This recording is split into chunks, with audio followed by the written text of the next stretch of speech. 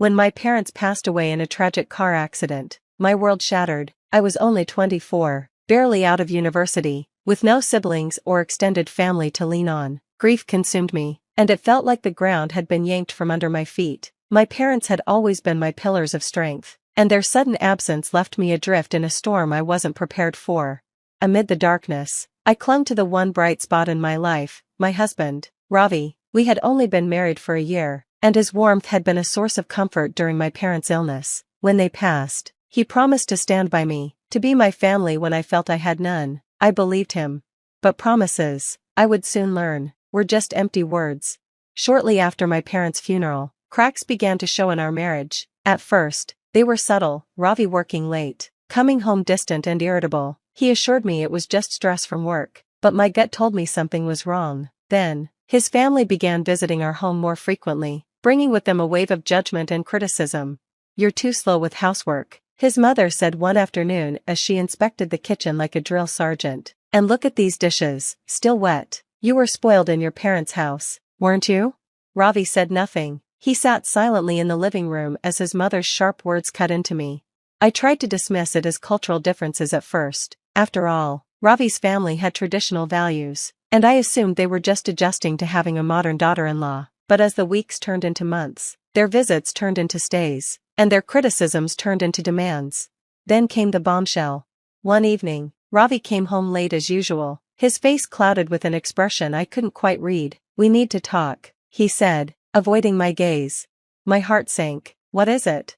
He hesitated for a moment before blurting out, "I think we should take a break. I need some space to figure things out." It felt like a knife to the chest. "A break?" I asked, my voice trembling. "We're married, Ravi. What does that even mean?" He didn't answer. Instead, he packed a bag and left that night, leaving me alone in the house. The next morning, his family arrived with their suitcases. "We're moving in," his mother announced as if she owned the place. "Ravi told us everything. We'll help you adjust while he sorts himself out." Adjust? What was I adjusting to? My husband abandoning me? But I didn't argue. I was too emotionally drained, too lost in my grief and confusion to fight back. It didn't take long for their true intentions to surface. Ravi's mother and father treated me like their personal maid. I cooked, cleaned, and catered to their every whim while they criticized everything I did. "You call this tea?" his father scoffed one morning, shoving the cup away. "Even a child could do better." At first, I tried to appease them, thinking they might soften if I showed kindness, but their demands only grew. Soon, I was waking up at dawn to prepare their breakfast, spending the day cleaning, and staying up late to iron their clothes. I felt like a shadow of my former self, a servant in my own home, with no one to turn to. My friends drifted away as I withdrew into isolation, too ashamed to tell them what was happening. And Ravi? He stopped answering my calls altogether. One day, while I was scrubbing the kitchen floor, Ravi's mother loomed over me with a smirk. "You should be grateful we're here," she said. "Without us, you'd have nothing." Her words echoed in my mind long after she walked away. Nothing, was that what my life had become? Still, I held on to a sliver of hope that Ravi would return and things would go back to the way they were. But deep down, I knew the truth. The man I had married was gone, and the family I had married into saw me as nothing more than a burden. The days blurred into weeks, and the weight of their cruelty began to suffocate me. But as I lay awake at night, staring at the ceiling, I made a silent promise to myself. I wouldn't let them break me. Little did I know, the turning point in my life was just around the corner. As the weeks stretched into months, I fell into a routine that left me both physically and emotionally drained. My days revolved around fulfilling endless demands, each one more demeaning than the last. It wasn't just the housework. My in-laws seemed to find pleasure in reminding me of my place in the family.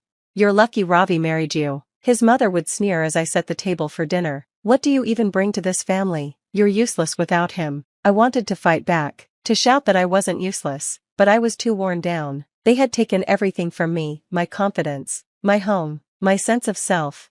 One evening, as I was folding laundry in the corner of the living room, my father-in-law walked in, speaking on the phone. His voice was unusually enthusiastic.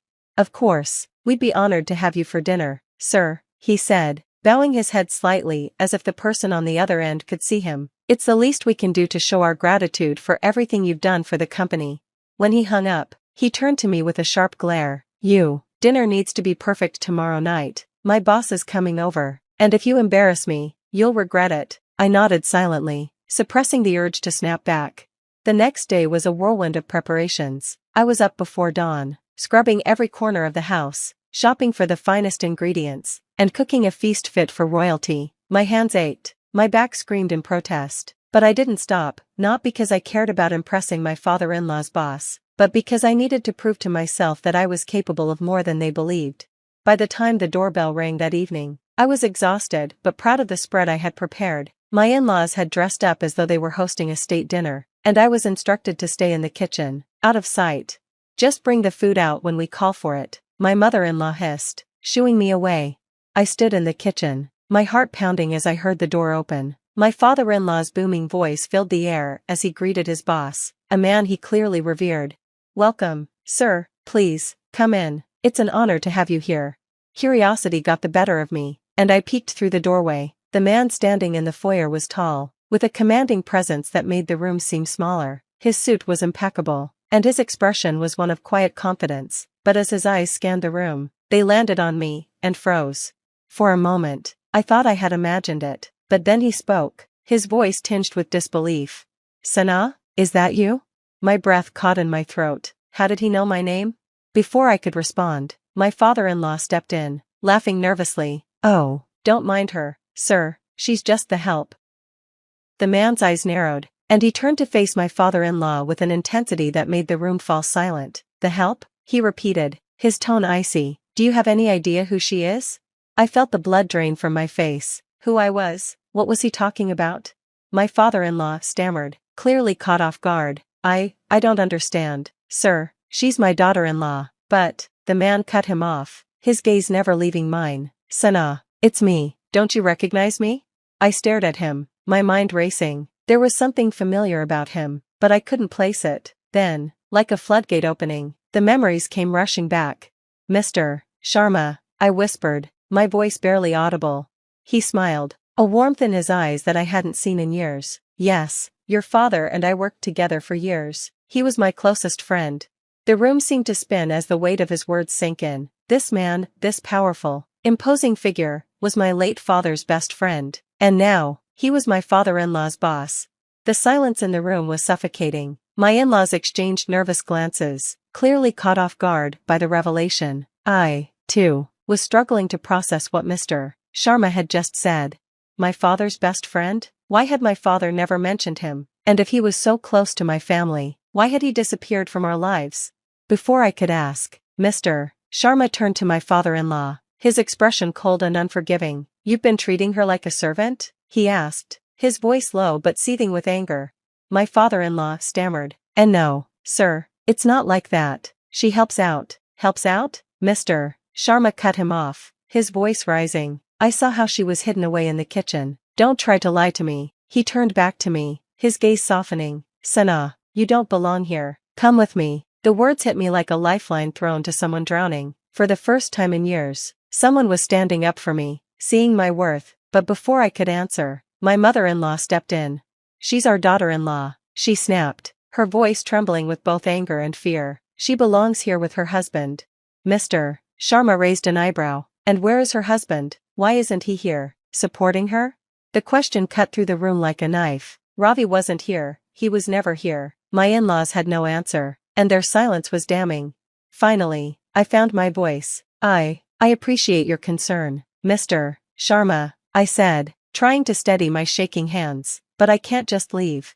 He frowned, clearly not satisfied with my answer. "You don't have to live like this, Sana. Your father would never have wanted this for you." His words brought tears to my eyes. My father, the man who had always believed in me, who had given me the strength to dream big. What would he think if he saw me now?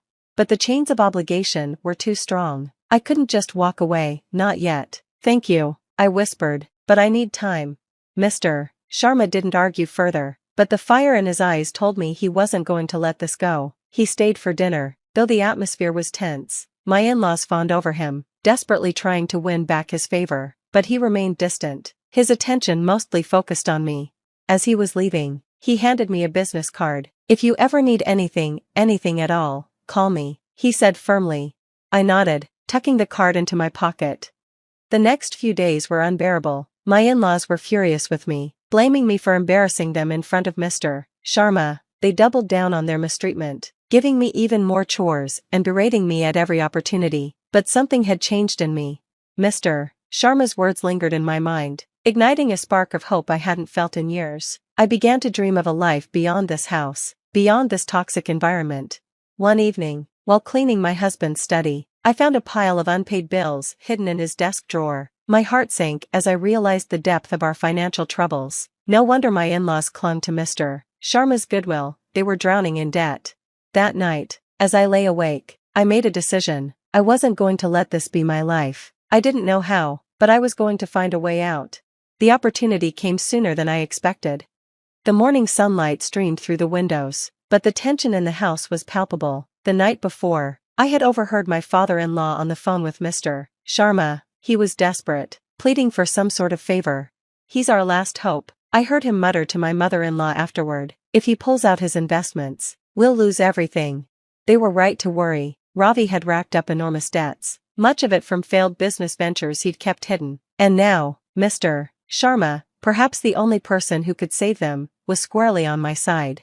That realization gave me strength. I wasn't just some helpless woman trapped in their web of control. I had a voice, and for the first time in years, I was ready to use it. The next day, Mr. Sharma called me directly.